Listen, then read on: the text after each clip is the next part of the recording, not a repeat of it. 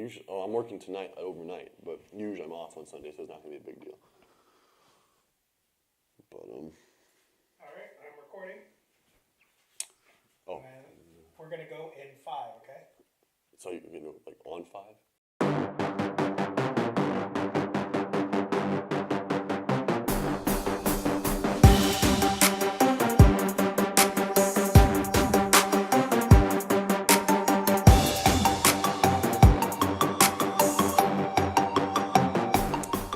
It's time!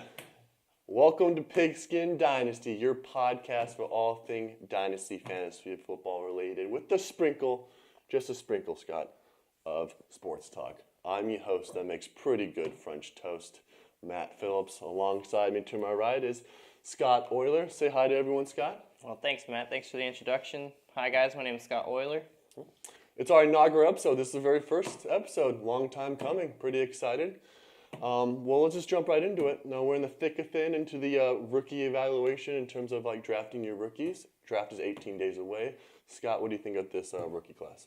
So I like this rookie class a lot. It's much better than we had in 2016, but not quite as good as we had last year in 2017. My favorite position group within this class is the running back. It's a very deep class for running backs. I agree. I think this running back class is definitely very good. I personally like the tight ends, especially if you're in tight end premium league. There's a lot of good tight ends in here. We always argue about it. I really like Gesicki. I know you like Godart, but I really think Gesicki is definitely the cream of the crop in terms of the tight end position. Yeah, I like Gesicki. I do like Gesicki a lot too, but my cup of tea is Dallas Goedert. Agree to disagree. Anyways, let's just go jump into our big board. So before I go on the big board, I want to talk to you something about situational talent. I trademarked this. It's more like don't love a player because of his talent. Maybe go on the situation. Can you please enlighten the viewers about that, please? You kind of got to piece it together hand in hand. We're watching our rookies. We're getting our big boards now, right? So you fall in love. You like a guy. You like his talent. But listen to what the NFL is going to tell you. If the NFL tells you they draft him in the second, third round, he's going to be a good player. So it just confirms what your thoughts of that player was. But if the NFL lets him fall to the fifth, sixth round, you need to pay attention to that stuff because they may not be quite as good as the way you see them. You mentioned like Kenneth Dixon last year. Kenneth Dixon and Devontae Bookers were two loves of mine in 2016. I was grabbing them up everywhere between end of the first round, early second round, and passing up guys like a Derrick Henry or CJ Prosise, Kenyon Drake. Mm-hmm. So that experience has really taught me that I need to listen to what the NFL tells me, not just think I know it all.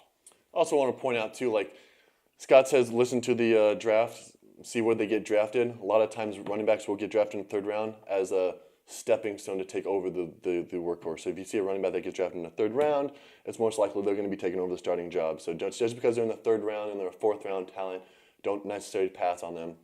A lot of teams like to draft running backs in the third or fourth round and other positions, skilled positions at least. Anyways, so let's go on our big board, Scott. So I'll let you take over. Obviously, most big boards have Barkley at number 1, Goosey at number 2. Geis. I can never get his name right. Sorry. Go ahead, continue. I'll just give you my first 5. I got Barkley 1, Geis is 2, Nick Chubb from Georgia 3, Cortland Sutton at 4, and a big love of mine, Royce Freeman, running back from Oregon, at 5. Okay, so mine's a little bit different. I have Chubb as 3, but I really love Sony Michel. I've been talking this guy up for the longest time in my league on Twitter. I think this guy's the next Kamara in terms of just his skill. Nearly identical in size, had the same exact 40 almost, practically. I think if he falls to the right team, especially a team that throws the running backs, I think Sony Michel will be the sleeper running back pick in this year's draft. But, right. And Sony Michel, he's a guy I like too. I don't quite see the explosiveness of Alvin Kamara, but I do see a little Kareem Hunt in him, which, that's high praise too. But he is also a guy I really like.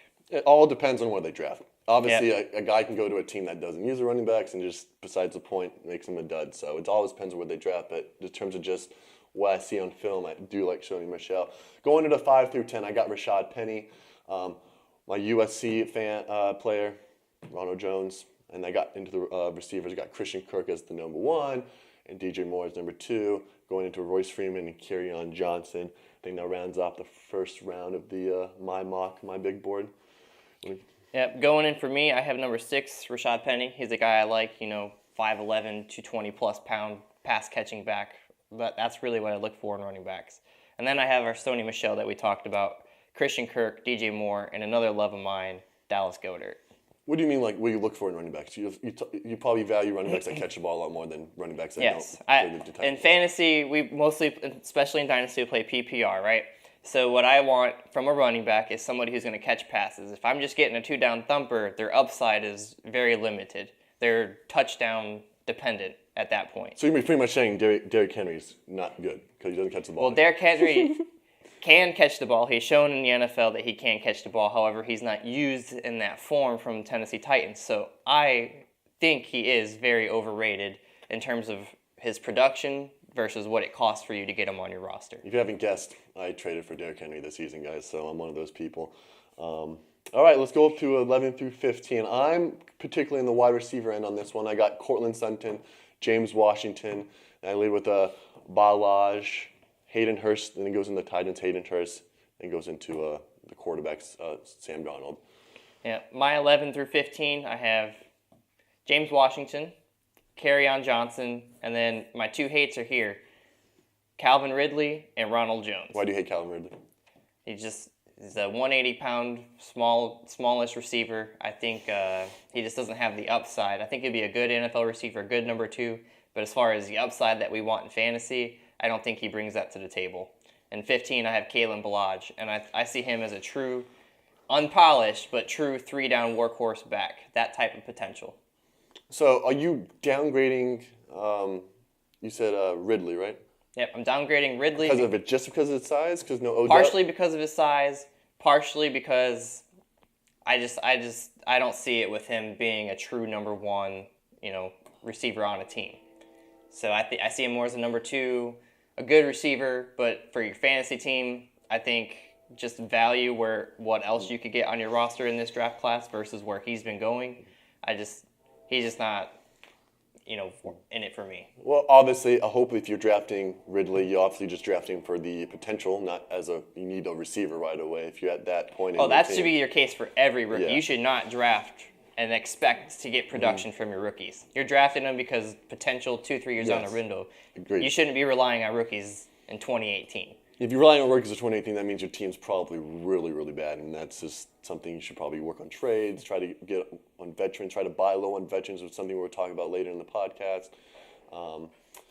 Anyways, let's round it up to our last 5 into our top 20. So, Scott, you want to continue? This is where I have Mike Gesicki, Mark Andrews, John Kelly, Equanimeous St. Brown, who was last year a top 5 consensus pick going into this season, and Sam Darnold, my first quarterback off the board. Really? Okay. Well, mine rose up to Gesicki. Love this guy. I think this guy's going to be the real deal. I think he's going to be the next fantasy tight end. He's 4.5, one of the fastest 40s as a tight end. Big man. Got overshadowed by Barkley because Barkley was such an amazing talent, but I think he's going to do amazing things if he goes to the right team. Bo Scarborough, Michael Gallup, and John Kelly, and I have Rosen. Other than that, that's for our top 20. That's what we did. Based it on the first 2 rounds. Obviously, we'll probably do on later podcasts go into the 3rd and 5th rounds where you're going to target just more your throw a dart. Hopefully, the player does something. Obviously, these first 2 rounds are players that we think are going to do something. Hopefully, it depends on where they get drafted at. Anything you want to final up and say anything? Give me a sleeper outside the top 20 that you think is going to be really good. All right, sleeper outside the top 20. I've got a ton written down. Give me one play. You just put money on one it. outside the top 20. My top 20. I'm going to go with Antonio Callaway. This guy, every time he was on the field at Florida, balled out. The problem with him is off the field. He couldn't get on the field. He kept getting in trouble. So if he can get his life figured out and straighten that stuff out, and he can get on the field, he'll dominate for your fantasy team. You go to school for UF. You're a good football player, but I always have trouble just staying on the field. Unless you're Tim Tebow, of course. Unless you're Tim Tebow, the perfect guy. Tim Tebow. He's not playing baseball. He's playing baseball now. So, anyways, my sleeper is Jordan Wilkins out of Ole Miss. I think this guy, if he's in the right situation, he has potential to be a 3-down back. He's big. Yeah, pretty good breakaway speed, I think. Pretty good hands. I think if he goes to the right team, especially a team that has like maybe a running back that's already potential, but on the later years, I think he'll be really, really good. Give me or two to develop. Yeah, exactly. Obviously, you're not drafting Wilkins as just to fill in the void. I think if he is in the right potential, kind of like with Kareem Hunt. Obviously, Kareem Hunt kind of got jumped in a little bit early because Spencer Ware tore his ACL, but I think if he goes in the right situation, it's going to be perfect. Anyways, you want to take a cut, Albert? That cat's name is Bitchy, by the way. We're back, guys. We're going to take a quick little coffee break for us. It's a little bit early in the morning today, but we're going to go back into it. We're going to focus on the rookies in the last segment. We talked about how don't overvalue the rookies, focus on talent, talk about our big board. But we're going to go to a little bit different topic. We're going to talk about veterans. A lot of change in scenery today. We had a lot of big trades over this last offseason, so I think we're going to focus on that, but new places for same face. So, Scott, you want to lead us off? Well, most recently, we just had Brandon Cooks go from the Patriots to the Rams. Now, how do you view that move?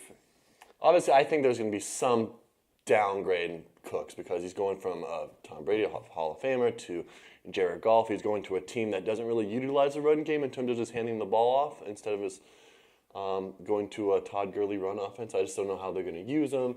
Obviously, you got a lot more mouths to feed in the Rams. You got Robert Woods, who had a really good season last year, and Brandon Cooks and Robert Woods are kind of like two same people. They're both fast people, so I just don't know how the Rams are going to use him. So I want to see how Cooks is being used. I think definitely his value does, to me, get dropped a little bit because he was getting maybe 7 targets from Tom Brady. I don't know how many targets he's going to get with Jared Goff. So.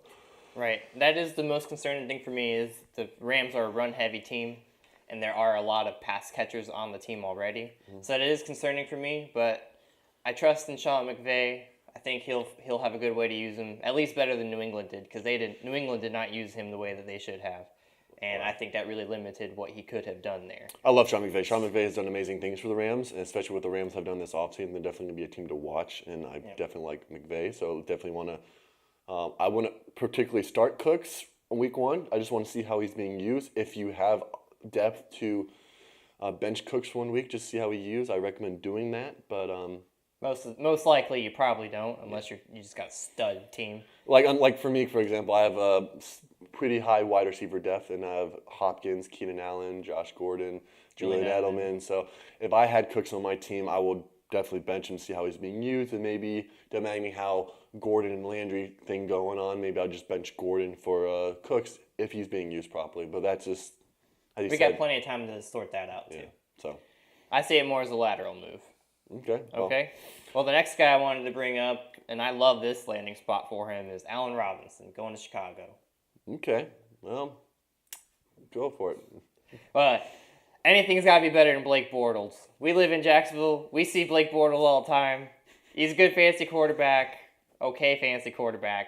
For garbage time, yeah. Right. But for fantasy purposes, having Matt Nagy as the new head coach, bringing in that offensive scheme, and Mitch Trubisky, he didn't really ball out his rookie year, but he showed me enough where I'm confident he'll be a pretty good quarterback. He'll at least be able to feed Allen Robinson. Obviously, the Bears also didn't have a good team in general. That also plays a part in the quarterback, how they play. I think once they boost up that offensive line, et cetera, like that. So let's talk about another big topic. Now, OBJ, is he going to get traded? Is he not going to get traded? How does that affect his fantasy value? Yep. Scott, open it up. I don't believe he'll get traded, and that is the best thing for his fantasy value. If he goes somewhere else, I can't see him being utilized the way he's being utilized there in New York with Eli Manning. I agree. I think it's utterly ridiculous that the Giants are even thinking about trading OBJ. He's the only bright spot on that offense. Well, I mean, if you can get 2 first-round picks for him, yeah, we'll see. But I mean, that's what they're asking for. They're probably not going to get it. The trade seems highly unlikely. You mean the Patriots got 2 first rounds? Do you think Bill Belichick's trying to get OBJ? No. When's Bill Belichick ever paid a receiver? That's true, Randy Moss, right? Okay, well, another big trade. Right after the offseason began, you had the big Alex Smith to Washington Redskins, Kirk Cousins going to the Minnesota Vikings. Personally, from the Redskins' perspective, I think Alex Smith and Kirk Cousins are nearly identical. I think Alex Smith is just 5 years older, and I think in terms of and cheaper. Yeah, a lot cheaper, right. But I just think I don't think it was a good move for the Redskins. What do you think? I mean, I don't personally don't. Well, honestly, at that point, the writing was on the wall. Kirk Cousins was not coming back. He was going to cost them over $30+ million to tag, and he wasn't going to sign with them. So, given the situation, I think the Alex Smith move was ingenious. I thought that was the perfect move for Washington to make to keep their team on track with where they want. Do you think Alex Smith is a good fantasy quarterback? I think he's underrated fantasy quarterback. Now, if you're going into the season, he's your only quarterback. I would like to get something else behind him. Maybe Matthew Stafford. I think he's another suppressed talent. But no, I like Alex Smith. I think he's good, and I think he'll fit good. I definitely want to see what Alex Smith does this year because this is like really his first year where he really has no really big help. Defense isn't good in Washington. Offensive line is shaking. Washington doesn't have big name speedy receivers anymore, so I just want to see how he does with Washington Redskins before I really give him a boost. And he doesn't have the running game that he's had in Kansas City. He's always had running game in Kansas City. He had Frank Gore when he was in San Francisco. He's been so very this is going to be privileged. the first time where he's really going to be the main feature in the offense, and I think they might sling it around. And I think it'd be pretty interesting. We'll see. I mean, he's not really that gunslinger type. He's always very conservative. Kirk Cousins always had that. I'm going to throw it down there. If I get picked, I get picked. But we'll see. But the outfall of that, Alex Smith leaving Kansas City. What do you feel about Patrick Mahomes? From a fantasy perspective or just quarterback perspective? From a fantasy perspective, I do like him. I think he played great. They have a great team around them. They have Tyreek Hill. You got Kelsey, who's a. And they just added Sammy Watkins too. Sammy Watkins. I think if they built the offense around him, I think he's good. He's a good gunslinger type. I think, to me, it reminds me a lot about Brett Favre. He has that like Brett Favre like kind of mentality of just throwing that ball. So we'll see how he does. This will be his first big season. So Yep, I'd be really excited for them to just open up that offense, just let him sling it around for a year. Maybe they don't win the Super Bowl. They're probably not. He needs a year to grow, but just let him sling it around and see what he can do. I think that'd be really fun to watch. obviously they drafted him for a reason. They traded up to draft him. So they definitely saw something in him. So I think we'll see what happens. Let's talk about Kirk Cousins. Big record-breaking contract, 80+ guaranteed fully for the next 3 years. They're all in on the Kirk Cousins bandwagon. You know how I feel. He's my quarterback. Jump in. What do you think about Kirk Cousins? I like Kirk Cousins. I think this move is a slight upgrade. I think he gets a little bit better receivers. However, he's going to have a good defense. Dalvin Cook's pretty good running back. So is Latavius Murray. So I think from a fantasy impact speaking, I don't think this is a massive upgrade. It's almost kind of lateral, maybe a slight bump. I beg to differ. I think look at Tony Romo back in 2014. He had that amazing running game, had his best fantasy season in terms of just production, best season in general. I think the approved team was going to boost his fantasy thing. I think with Dalvin Cook coming back, they're going to open up that play action, and Kirk Cousins is the best when it comes to play action. And Cook's a heck of a pass catcher out of the backfield, too. So I think I really want to see what they do. Plus, you got Thielen, Diggs, Kyle Rudolph. The only thing that concerns me is that's a hell of a defense. That's a really good defense they have in Minnesota, and the head coach is a defensive coach. So they usually tend to be more conservative on offense. So that's my biggest concern with Kirk Cousins. Yeah, well, there's also going to be some shootouts probably, and they're playing in a pretty tough division. So I think they're Aaron Rodgers. Playing Aaron Rodgers twice. There's going to be 2 games right there where he's probably going to score 30+ points. Yep, you're not lying. Well. Oh, and another fallout. Case Keenum from Minnesota going to Denver. That's my team. I like it. I love it. You do? I think it's Denver. I would tell you what. From a GM perspective, I'd rather pay Case Keenum $18 million a season than pay Kirk Cousins $28 million a season. I don't think there's $10 million difference between the two of those quarterbacks. You think the Broncos going to draft a quarterback? I don't think so. Not Not at this 5. year? No, not this year. If a guy they love falls to 5, I don't think they're going to trade up. If a guy they love falls to 5, they might draft a guy. They only have Case Keenum on a 2-year contract, but that second year has a lot of guaranteed money in it, so he will be there his second year.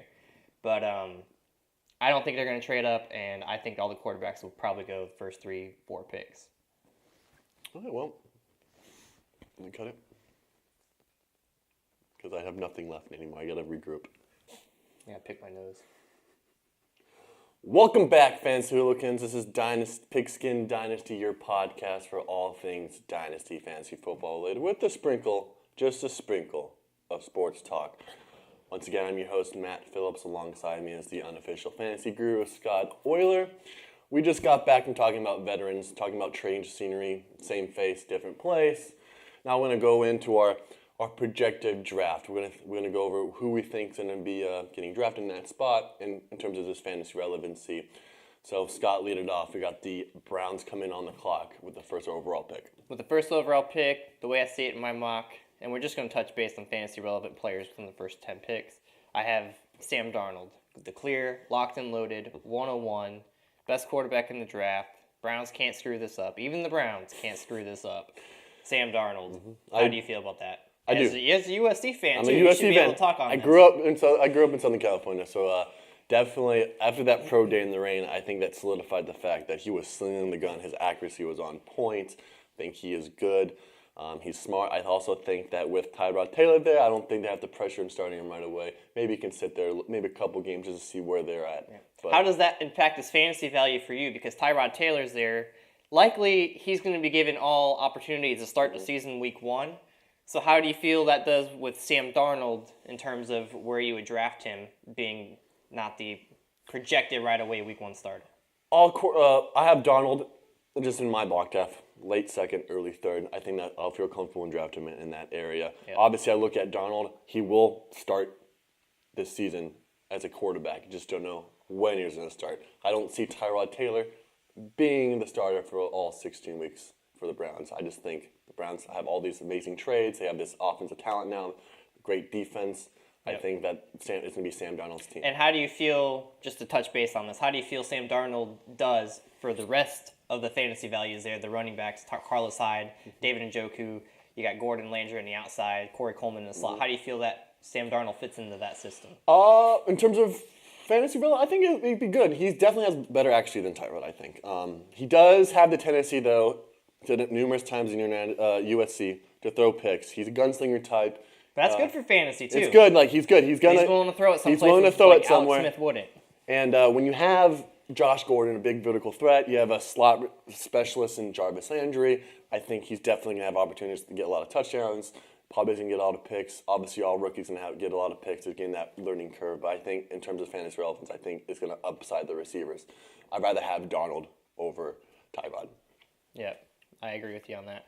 At number 2, to the Giants, I have them taking Josh Rosen. To me, if they're going to hold this pick, why would they draft anything other than quarterback? There's so much more value they could get. They could trade back to 7, 6, 8, pick up additional capital as well as draft a similar player to what they would get at 2 if they don't draft a quarterback. So how do you feel about Rosen to the Giants? I agree with you. If you're in the second pick, I wouldn't be surprised to take quarterback. Also, I don't know if they want to win now or win later. You have a good team right now. I wouldn't be surprised if they get Chubb. Maybe get Quentin Nelson, boot up that offensive line. This just depends on when they go. They have Eli Manning for a couple years. I wouldn't be surprised if they don't take a quarterback. So, I mean, I agree with you. I think if you go at the second overall pick and you're going to pick someone, you definitely got to pick quarterback. So. Yeah. And same thing for Rosen.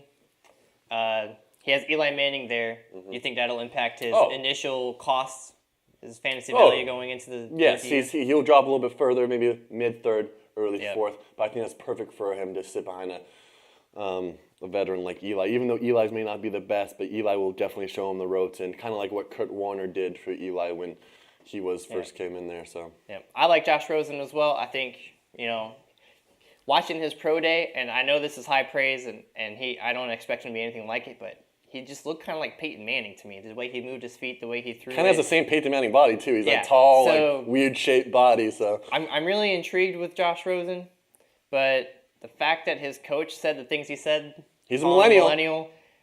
That scares me. Ask why. All right, at number 3, the Jets traded up with the Colts. They gave up 3 seconds on top of the quarterback. They're going quarterback. Absolutely has to be a quarterback. You don't trade into the top 5 now. Is it Mayfield? Is it Josh Allen? I think it's going to be Josh Allen. How do you feel about that? You're more of a Mayfield guy? I like Mayfield. I like his attitude. I like his spunk. I think he could definitely turn the Jets around, especially in that New York atmosphere. The New York fans are very, very mean. I think his attitude really. But I don't like Josh. I don't like Josh Allen's accuracy. I think he has accuracy issues. Oh, I completely agree. The accuracy, to me, in a quarterback, the accuracy is one of the most important elements. What do you have, like 55% or 50-something%? Yeah. And everybody wants to talk about his lack of competition. Mm-hmm. His receivers he's playing with aren't very good. Well, you know what? The DBs you're playing against aren't very good either. Yeah, he's playing in Wyoming. If and that anything, didn't stop Carson Wentz.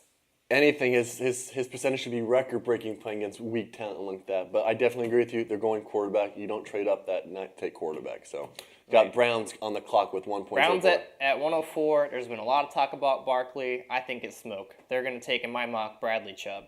Pair him on the other side Myles Garrett. of Myles Garrett. It's interesting. Yeah, they already got Sam Darnold. They built their offensive talent around. They got Carlos Hyde. They got Duke Johnson. Why add a third running back to that when you could throw in another potentially elite pass rusher? Carlos Hyde isn't bad. I mean, he's definitely. No, I think he's a very capable back. Talent. Yeah, I think he'll have a really good season if Barkley doesn't go there, and he's a capable pass catcher. Broncos on the clock. Is your team? This is my team. Broncos on the clock. They could go quarterback. I don't think they really like Mayfield a whole lot, but that could be smoke that I'm seeing. They could go Quentin Nelson. I like Quentin Nelson a lot. I think he would fit really well there, but for the purpose of my mock, I have them taking Denzel Ward, so we're not going to touch on that. You think they would trade down? It depends on how the board falls. I think Elway would be willing to do anything. He'll trade up if he can get the right price. He'll trade down if he can get the right price. But I have them staying put and taking Denzel Ward, top cornerback on the board. They lost Aqib Talib. All right, so you got the Colts. Colts at 6. I have Nelson. them. Got to be Nelson. Quentin Nelson. Gotta Yeah, be Nelson. I think for Saquon Barkley, I'm sorry, not Saquon Barkley.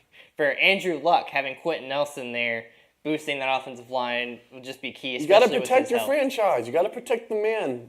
Guy's done everything he possibly can. You have to protect the man. It's got to go. You come to Nelson. You got the Bucks coming in at number 7. What do they have? Can we take a break for a second? I want to shut that thing off. Are you getting that in the background? We're back, guys. We apologize. We just take a little technical difficulties. We were talking about the just draft order. We finished up with the Colts, projecting them taking Quentin Nelson with the 7th overall pick. You got the Bucks on the clock. What do you have, Scott? This is where I have Saquon Barkley coming off the board. And I know there's been a lot of talk that Barkley is going to go, potentially 1 overall to the Browns, potentially 4, potentially 2 to the Giants. With the quarterbacks that are on the board, with how deep the running back class is, to me, it's hard to justify drafting. I actually like it. I drafting like a it a quarterback. lot. Oh, yeah, I love the landing spot. Pair him with Jameis Winston and Mike Evans in that offense. That's exciting. No more Doug Martin. They need a running back. So, I like that. That makes me foam at the mouth a little bit. I got Bears on the clock. Bears at 8. They don't need the receivers no more. They got Allen Robinson. They brought in Trey Burton. I have them taking the defensive players. So You got to get defense, right? You got to boost up that defense. yeah, and same thing with the Niners and Raiders. I have them just going defensive players. So Give me a draft top 10, if anything, draft day surprise on the top 10. What do you think? Maybe a player that you didn't project going into the top 10 goes in the top 10. Player that maybe falls that's supposed to be in the top 10 falls and down out of the top 10. See, to me, the biggest quote unquote surprise, although I don't think this would be too surprising, would be the Bills trade up. The Bills will trade up, get their quarterback, whether it's Josh Allen, Baker Mayfield. I think Arizona could trade up in the 8, 9, 10 spot if Mayfield falls, like I'm projecting, and pick Mayfield. How do you feel about Mayfield going to Arizona? Being a smaller guy, put him in a cold weather city, it doesn't seem like it's going to work. But if you put him in a place like Arizona, I think in a dome, warm city climate, I think that could be pretty exciting. Well, I definitely would like to see Mayfield not go to a team that needs a quarterback right away and conceptually start. I like to see him sit. I will love him to go to the Giants because with him sitting behind Eli, similar to Josh Rosen, I will love him to do that. But as you said, I think he's from Oklahoma. He never played in really predominantly cold weather, so I think he'd go in the dome, especially playing the NFC. And he's a smaller guy too, so it kind of makes sense putting him in a warmer climate than. Okay. What do you have Lamar Jackson? I'm going to talk about Lamar Jackson. Is he going to be a receiver? Is he going to be a quarterback? Obviously, he's coming in the combine as a quarterback. I think he's going to try to prove it. Kind of looks like Michael Vick in him, kind of. Yep. Fantasy-wise, Lamar Jackson, to me, fantasy-wise, he really does have the highest potential because you get more points from rushing than you do passing. So, Lamar Jackson, as far as the draft goes, I can see him going late first. I can see him going early second, and for fantasy purposes, I think he's an excited player, and I think he could be a suppressed value going into the rookie draft where you could pull him into the 3rd or 4th round. And He definitely has. You don't know the situation. We talked about this earlier about talent. Fall in love with don't fall in love with talent. Try to fall in love with the situation. Trying to find a healthy medium between both. Give me a team that you think gives him the. He obviously has a great talent, great athlete. Give me a situation in terms of like team wise. Ideally, you want him at. Ideally, off the top of my head, it's kind of hard to say. I've seen him mock to Jacksonville. I think Jacksonville would be interesting just because I don't trust Blake Bortles. I think he's okay. I think he's good. I think the team, just look at his contract, the team's not really committed to him. They can get out at any year, and they're only paying him $10 million a season. And they were just in the AFC Championship game. So it wasn't because of him either. It was because of that amazing defense. Right. So to me, Jacksonville probably would be the most exciting. I like it. Especially with early starting opportunities. I wouldn't mind seeing him in the black and gold. Let him run around, maybe do some read option. I kind of like that pick. But we're going to take a quick break. We're going to come back with Scott's Fantasy Minute, where he's going to talk about using veterans for picks. Trading your rookie picks for current veterans. I think there's a lot of value that's untapped, and we can get into that. We'll be right back after these brief messages. Welcome back, you fantasy hooligans. I'm your host, Matt Phillips, alongside Scott Euler. We're going to bring it over to Scott in his Fantasy Minute, where he takes the time to talk about something he thinks is important in the fantasy community in terms of education. Please, if you have any other ideas for next week's top Fantasy Minute, please tweet us at hashtag Scott's Fantasy Minute, hashtag SFM, or hashtag Pigskin Dynasty. As again, here's Scott Euler on the Fantasy Minute. Welcome in, guys. For this episode of hashtag Scott's Fantasy Minute, I want to go over gaining value by trading your mid-round rookie picks for proven veteran production. And for this exercise, I want to go over a few examples that our league champion did last year. Last year, he traded his 107 rookie pick, which turned out to be Deontay Foreman. He traded for Doug Baldwin and Giovanni Bernard. Both players were every week starters on his team. And his second round pick, he traded Larry Fitzgerald, who was a wide receiver 1 last year. And his third round pick, he traded for Frank Gore, which was huge for him in the championship game, scoring 18 points in a PPR and scoring a touchdown. So look into that. And the way that the exercise that I do to look into trading picks for veterans is I look through the ADP. That's average draft position. You can find it on Dynasty League Football. It's not behind a paywall. And just scroll through, see if you can find guys that are a little bit lower, because that's how the community kind of values them, and you're higher on. And see, hey, I like him. He's pretty low here. Let me throw a third round pick at the guy. And they might go after that because everybody's in rookie frenzy from the time of February through April. And that's been your hashtag Scott's Fantasy Minute. Thanks, Scott. It was good, Mo.